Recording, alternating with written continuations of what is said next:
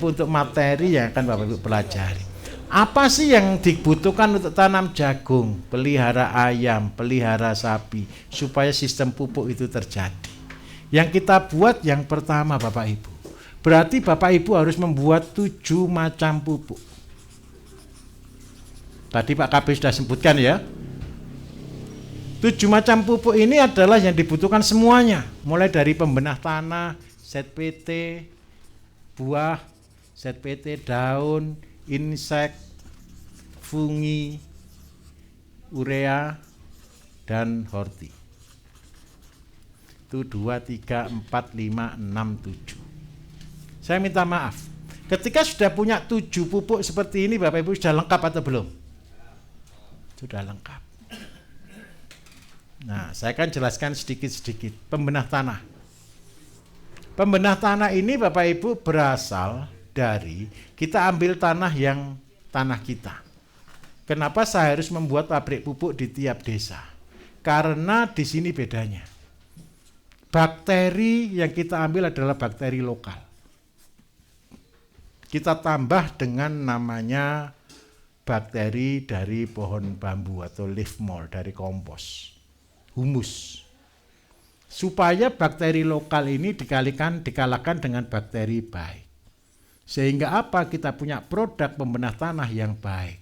Ketika ini dicampurkan di tanahnya Bapak Ibu, bakteri jahatnya akan berubah menjadi baik. Ini konsepnya. Terus yang kedua, ZPT itu ada 2, buah dan sayur. Siapa di sini yang sering kali dengar harga petani hancur gitu, ada enggak? Atau sudah ada yang tanam itu pepaya atau apa gini? Atau sayur belum ada di sini petani sayur? Ini pengusaha semua atau Bapak petani apa Pak? Sayuran apa Pak? Bermacam-macam sayur Pak. Yang paling murah kemarin apa Pak? Kangkung sama bayam. Kangkung sama bayam.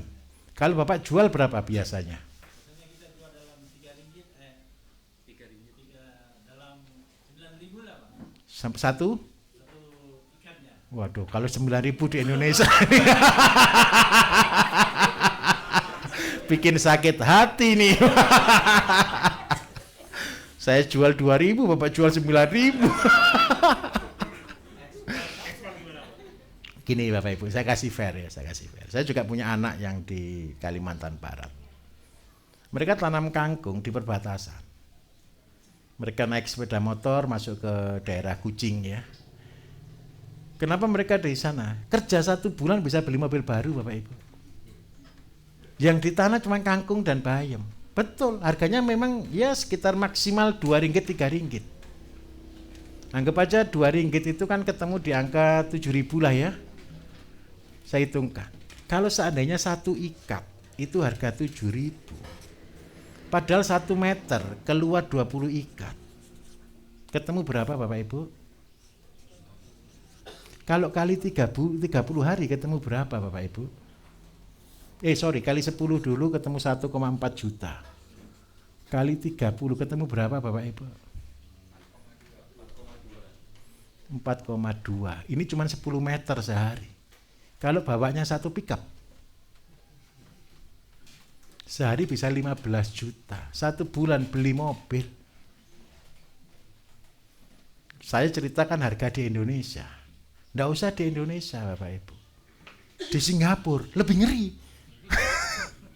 Makanya dari Bangka, mana dari Bangka nanti berenang sedikit ke sana. Buat yang organik.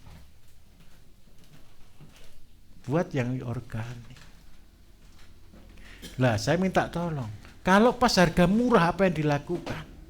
Ini kan sudah mahal harga 7.000 1 kilo, betul, satu ikat, betul ya. Anggap aja 1 kilo berarti sekitar 15.000, 20.000 lah, 30.000 deh paling mahal. Nah, kalau bajanya di sana mahal atau murah Pak? Berapa? Mahal. Baja itu Malaysia pupuk Bapak Ibu. Pupuk ya. Pupuk bisa paham Pak ya, pupuk gitu ya. Oke, bukan baja ya. Kalau saya di sana ngajar saya pupuk mereka bingung. Kita harus ngomong ikut baja juga. Padahal baja di sini besi. Nah, saya minta maaf. Baja paling murah di sana berapa Pak? 1 karung. Kalau yang cair Yang cair 240. apa? 240 ringgit per 4 liter. Berarti 60 ringgit. Berarti harganya 200 ribuan. Ya betul Pak ya, per liter ya. Betul ya, 200 ribu, betul ya. Kan 60 ringgit kan. 60 kali 3,5 lah, anggap aja. Sekarang saya minta maaf. Kalau pas harga bayam atau harga kangkung murah, bisa enggak dijual kira-kira harga 60 ringgit Pak, 1 kilo? Enggak bisa. Nah ini fungsinya Bapak sekolah. Dibuang ya. Nah habis ini jadi orang kaya dari limbah. Ingat konsepnya Bapak Ibu, limbah lebih mahal dari barangnya. Kalau harga pupuknya saja 60, saya kok ngomong ringgit, saya 200 ribu aja Pak, beda diprotes orang saya Pak. Kalau harga pupuknya 200 ribu 1 liter, berarti kita harus bisa jual kangkung dan bayam 200 ribu. Mungkin enggak Pak kira-kira? Enggak mungkin, ada cara yang membuat mungkin. Ketika harganya tidak ada yang beli Pak, pas sisa tolong siapkan tandon Pak. Ini dihancurkan, kemudian diolah jadi pupuk Pak. Setelah jadi pupuk, ingat baik-baik Bapak Ibu, setelah jadi pupuk Bapak bisa jual yang sama 60 ringgit, 200 ribu. Padahal minta maaf, dijadikan pupuk itu diapakan? Nanti Bapak Ibu praktek. Mudah atau susah kalau begini? Jadi kita berdoanya gimana? Pengen laku atau kepengen tidak laku?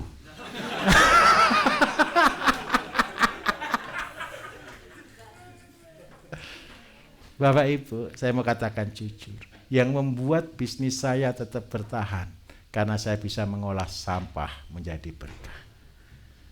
Ketika harga sayur murah, bahagia saya. Kenapa saya harus bahagia? Saya bisa tampung sebanyak-banyaknya. Ketika harga sayur naik, saya juga bahagia karena saya bisa jual sebanyak-banyaknya. Jadi yang ditakutkan orang ketika harga murah itu adalah karena dia tidak tahu diberi kesempatan. Saya ulangi ya, harga itu murah terus atau mahal terus? Kadang naik, kadang ketika naik kita nikmati hasilnya. Ketika turun waktunya menabung supaya kita tetap sama-sama naik. Kangkung, sawi, bayam semua Bapak Ibu, kalau boleh diolah seperti ini.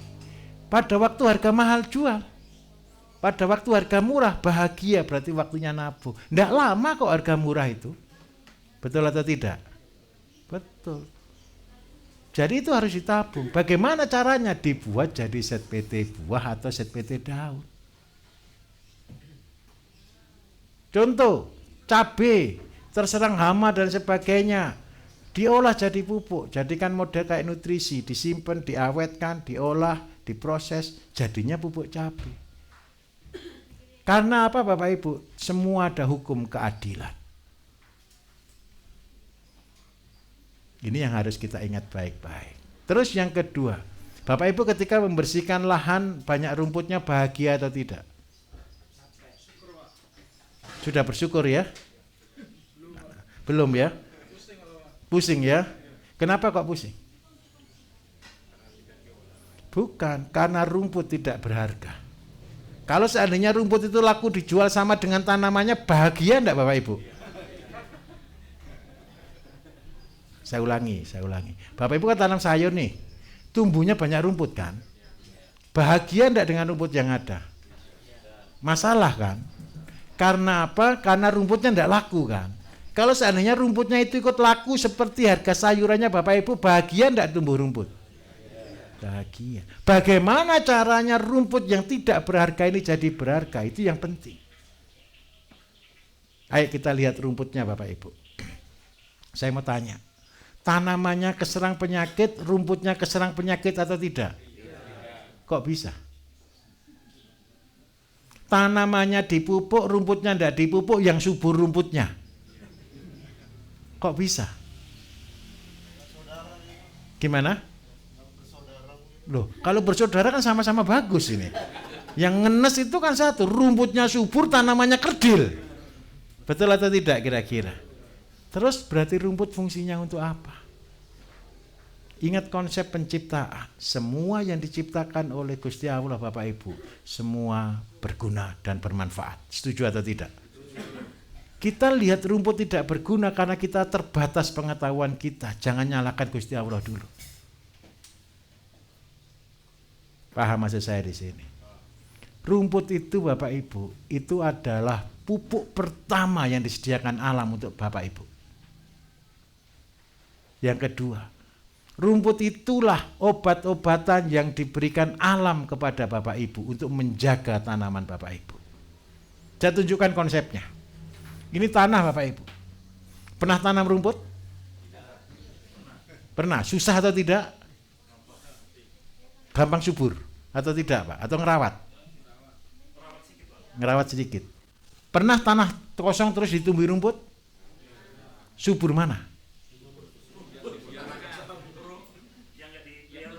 Yang tumbuh sendiri. Yang pertama, rumput akan tumbuh sendiri karena dia sesuai dengan lokasinya. Bapak Ibu ini kan imigran di sini. Ngerti imigran? Ini tanah, tahu-tahu tanami cabai di sini. Cabainya bingung loh, ini bener enggak tempat saya? Betul atau tidak? Tanami kangkung di situ. Protes juga, ini belum tentu sesuai loh Bapak Ibu. Kita imigran di sini. Yang asli ini rumput ini loh, penduduk pribumi.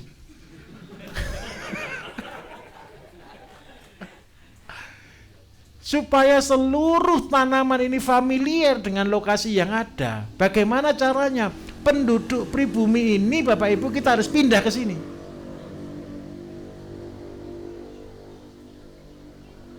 Paham maksud saya? Kalau rumput kan jelas cocok nih. Ini yang kita pindah ke sini. Bagaimana cara pindahnya? Kita buat menjadi partikel yang paling kecil. Syukur-syukur sampai level sel atau atom. Ya, tidak usah sampai level itu dulu untuk belajar. Kita buat fermentasi.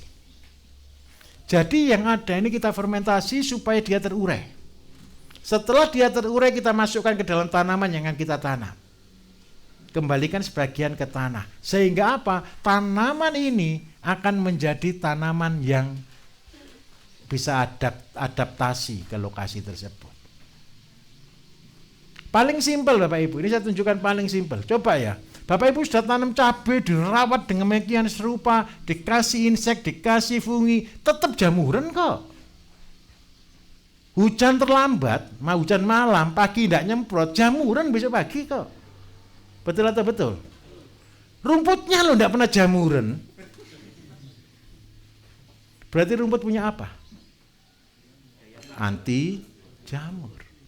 Supaya cabai kita juga ikut anti jamur, ya cabai kita berkualitaslah seperti rumput. Caranya gimana? Unsur rumput pindahkan ke cabai. Simple. Terus yang kedua pupuk. Banyak orang komplain, Pak, pupuk itu susah. Katanya siapa pupuk itu susah? Tanamnya Bapak Ibu tidak usah diapa-apakan, tumbuh rumput, betul atau tidak? Rumput itu cepat atau lambat pertumbuhannya? Kalau cepat berarti ngandung N tinggi. Rumput itu bisa mengkilat enggak? Ada silika. Rumput itu punya enggak batangnya? Itu poda P. Pupuk berapa rumput itu perlu dipupuk enggak supaya bisa berbunga? Itu ada K. Sudah selesai untuk pupuk. Berarti kalau begitu punya rumput harus dibunuh atau dimanfaatkan. Orang kan seringkali berkata, nyabuti rumput itu biayanya mahal Pak. Karena itu kita gunakan herbisida. Sekarang saya balik tanya, digunakan herbisida mati enggak rumputnya? Mati, sebentar. Setelah itu tambah subur atau tidak? Tambah subur. Yang hebat lagi satu, sudah tahu gitu dilakukan berulang-ulang dan bertahun-tahun. Betul atau tidak Bapak Ibu? Dulu dosisnya 1 liter cukup, sekarang ini pinter marketingnya. Satu macam tidak bisa, harus dikombinasi. Ini yang hebat, itu yang jual Bapak Ibu. Betul atau betul? Terus bagaimana caranya supaya tidak ada rumput? Gampang. Cabut sama akar-akarnya. Setelah dicabut sama akar-akarnya, tumbuh lagi Pak, cabut lagi. Tumbuh lagi, cabut lagi. Tapi beda fungsi. Cabut pertama jadi kompos. Murah kalau kompos. Cabut kedua jadi ZPT. Mahal harganya. Kenapa kok mahal harganya kalau jadi ZPT? Nyabutnya ndak boleh dia sampai keluar daun. Kenapa sih saya minta Bapak Ibu cuman kejar tarian 1000 meter saja? Satu. Kalau lahan 1000 meter Bapak Ibu diputeri sehari 8 jam, jam kerja, rumput sempat tumbuh atau tidak kira-kira? Halo? 1000 meter itu 10 kali 50, puteri itu selama setiap hari 8 jam, kayak orang kerja serius di pabrik. Rumputnya sempat tumbuh atau tidak kira-kira? Tidak. Yang membuat rumput itu tumbuh kan karena kita malas Bapak Ibu. Betul atau tidak? Kepingin gajinya tapi tidak kepingin kerjanya. Jangan jadi ASN loh ya. ASN kan rata-rata begitu. Kalau ini kerja serius, puteri 8 jam sehari. Tidak ketemu rumput. Binatang pun tidak ada di situ. Bawa timba ya kalau keliling ya. Ada ulat ambil, ada bekecot ambil, ada rumput ambil. Nanti yang bekecot sama ulat kasihkan ke ayam, sorak-sorak bergembira. Yang baru tumbuhnya diolah jadi ZPT. Kenapa harus nunggu dari baru tumbuh? Karena hormon tertinggi ada di sana. Wah kok berat gitu Pak pekerjaannya Pak. Tidak ada yang tidak berat Bapak Ibu. Nanti setelah 1 tahun dijalankan program seperti ini, rumputnya takut tumbuh. Betul atau betul kira-kira? Loh Pak nanti kan tanahnya jadi subur lah, kan itu tujuannya Bapak Ibu kan. Karena itu saya membuatnya bertahap 3 meter, 300, 1000 supaya Bapak Ibu ngeh dari awal. Karena apa? Setelah 1000 meter ini Bapak Ibu tidak mungkin jadi petani lagi. Saya jamin Bapak Ibu sudah jadi pengusaha pertanian. Bapak Ibu sudah punya banyak asisten di sini. Siap Pak Bambang? Oke. Ada jamnya ya? Oh ya, oke, baik. Oke, baik Bapak Ibu, kita istirahat dulu ya. Silakan makan, jangan lama-lama ya, minta tolong ya. Setelah saya minta maaf, sholatnya juga terbatas, digilir cepat, kita usahakan jam 1 sudah bisa praktek. Terima kasih banyak. Wassalamualaikum warahmatullahi wabarakatuh.